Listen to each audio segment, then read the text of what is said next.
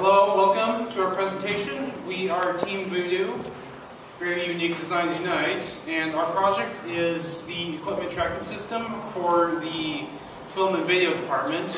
I am Anthony Andrews, the team lead. I'm David Daggett, the design lead. I'm Eric Lindoff, database and design lead. I'm Nathan, quality assurance lead. Joke Baines, documentation lead. Our client is Dr. Michael Ogden from the communications department, and our advisor is Dr. Nathan. So, brief overview. We won't be spending too much time talking about technical details. Most of our presentation will be on the demonstration of our beta. I will discuss our problem, give you a refresher of that, our requirements, both functional and non-functional, and our solution.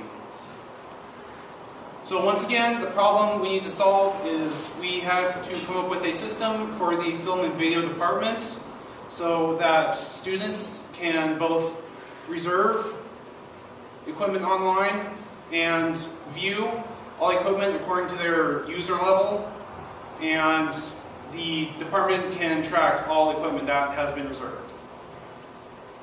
Functional requirements, again, users reserve online. They can view certain equipment according to their privilege level, which is dictated by their demonstrated mastery, and all equipment can be tracked. So keep track of who has what, when it needs to come back, that sort of thing.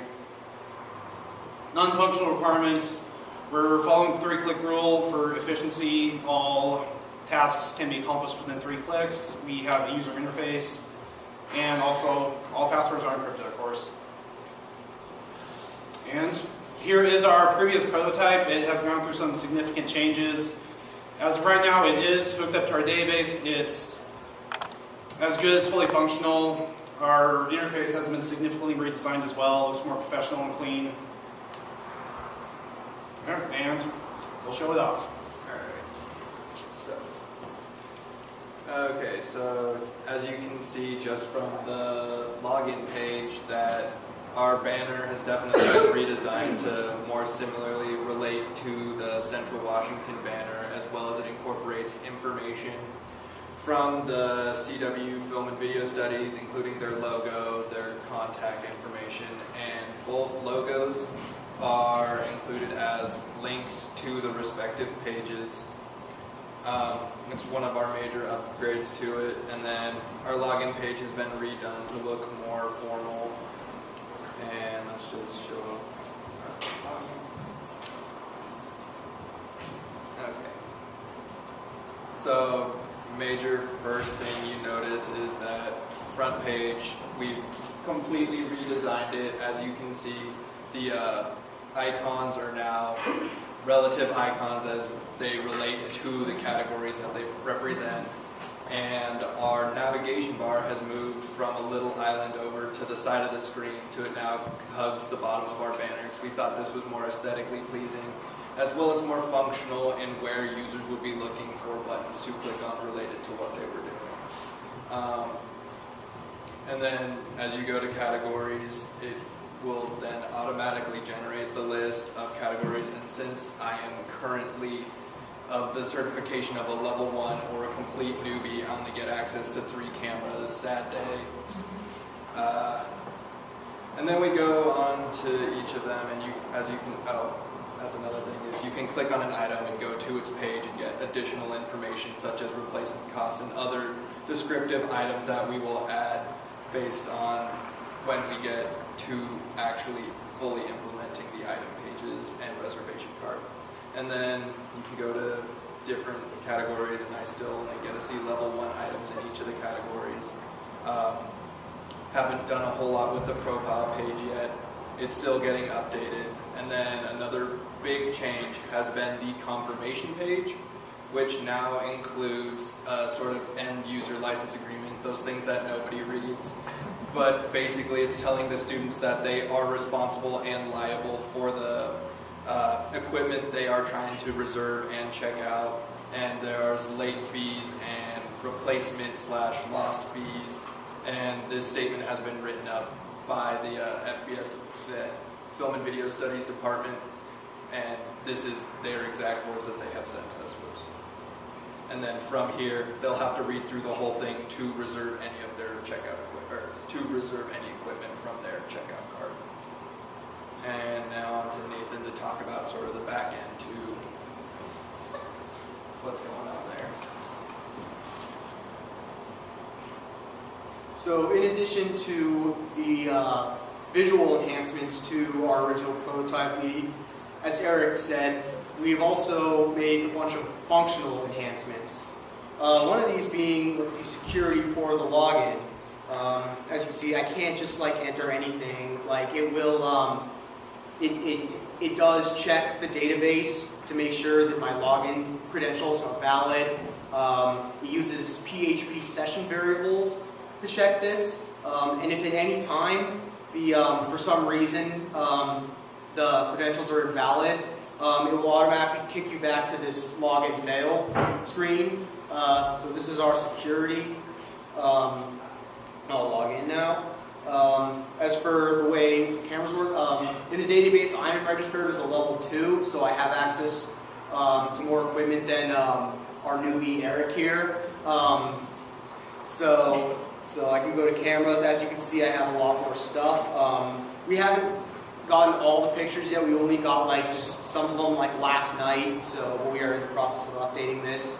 But anyway, I can when I click on a camera, it takes the information for like the camera that I clicked on, and using PHP post variables, it puts it into our item page, which will then display the picture, the name, the replacement cost, and it will also in the future will display other information as well, such as a detailed description. As our profile page, and now simply right now it just pulls up our the name of the user. In the future, it will get more things like pulling the previously reserved items and other necessary user information. And yeah, that is a technical overview of our improvements of our original prototype.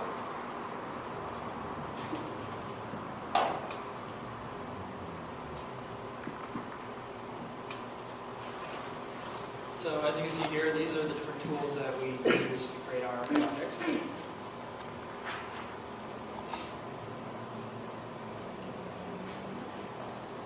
Also, we went with a feature-driven development for this, since everyone has different focuses they're stronger on.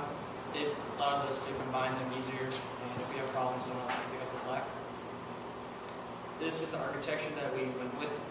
We have our SQL server, and from there we have our adaption that is able to take information from the server.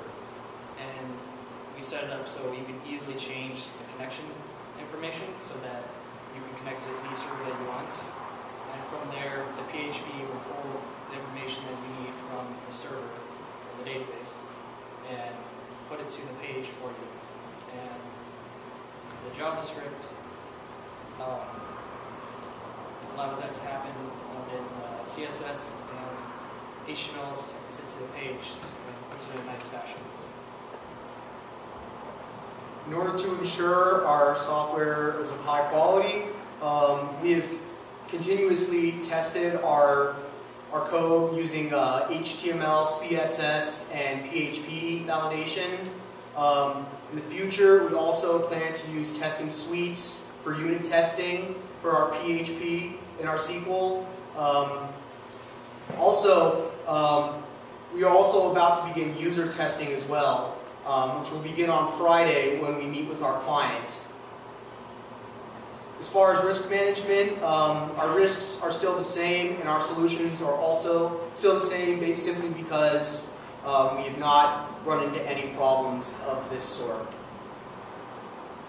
So, bureaucracy. Our big issue over the last quarter was getting a hold of our database and from our client, as well as getting a hold of server space. But that was mostly due to communication.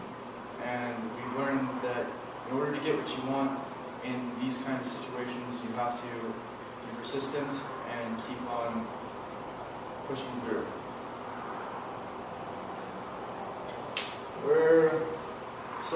We're going to be leaving the development phase pretty soon and heading into testing. As of a few weeks ago, everything started falling into place. We got our server up, we got our database active, and everything's just looking wonderful. Current challenges we're running into, we're going to hook up the admin features, and we're going to change up the database as well as get a hold of the pictures from our client to finish up the categories and such. Do you have any questions? Any questions?